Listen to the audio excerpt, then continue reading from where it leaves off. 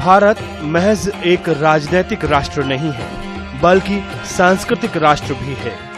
उत्तर, दक्षिण, पूर्व और पश्चिम चारों दिशाओं के तीर्थ स्थान उसकी सीमा रेखा हैं। संत, महात्मा, योगी और ऋषि मुनि आदि इसके सूत्रधार रहे हैं। अपने यायावरी जीवन में घूम घूम कर देश को एकता के सूत्र में बांधते रहे, पर इस बहुवर्णीय आभा के बीच राष्ट्रीयता का एक सुनहरा तार भी दिखाई पड़ता है। यही भारत की अस्मिता है, यही भारत की आत्मा है। इसलिए इसमें जितनी भी जातियां और संस्कृतियां आईं, उन्हें अपनी पावन गोद में भर लिया। कबीर इस पावन गोद की अनुपम देन है। कबीर में हम भारत की अस्मिता को पाते हैं। कबीर की उत्पत्ति के संबंध में अनेक किंवदंतियां हैं। कुछ लोगों के अनुसार वो जगत गुरु रामानंद स्वामी के आशीर्वाद से काशी की एक विधवा ब्राह्मणी के गर्भ से उत्पन्न हुए थे। ब्राह्मणी उस नवजात शिशु को लहर तारा ताल के पास फेंक आई। उसे नीरू नाम का जुल्हा अपने घर ले आया। उन्होंने उसका पालन पोषण किया। बाद में यही बालक कबीर कहलाया। ऐसी वाणी बोलिए मन का आपा खो। एक दिन भोर की बेला में कबीर पंचगंगा घाट की सीढ़ियों पर गिर पड़े।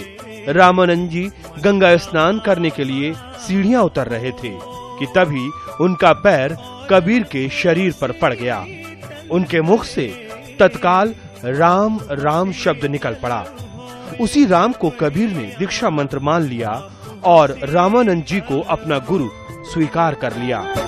बड़ा हुआ तो क्या हुआ, जैसे पेड़ खजूर। कबीर के ही शब्दों में, हम काशी में प्रकट भये हैं, रामानंद चिताए। कबीर परमात्मा को मित्र, माता पिता और पति के रूप में देखते हैं।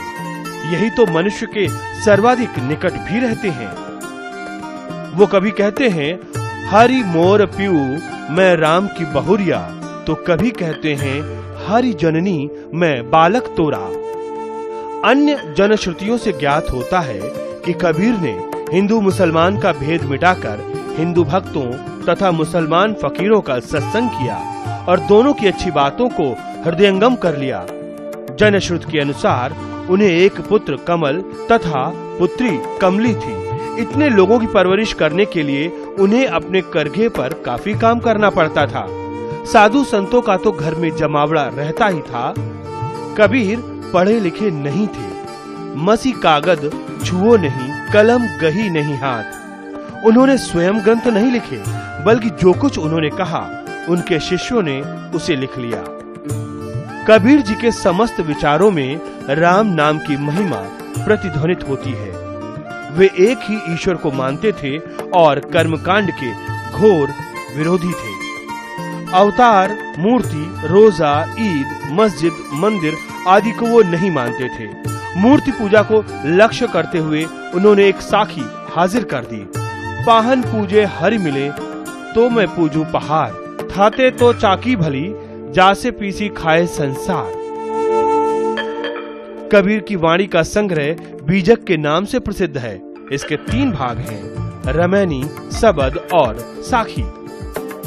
यह पंजाबी, राजस्थानी, खड़ी बोली, अवधी, पूर्वी, ब्रजभाषा आदि कई भाषाओं की खिचड़ी है। उस समय हिंदू जनता पर मुस्लिम आतंक का कहर छाया हुआ था।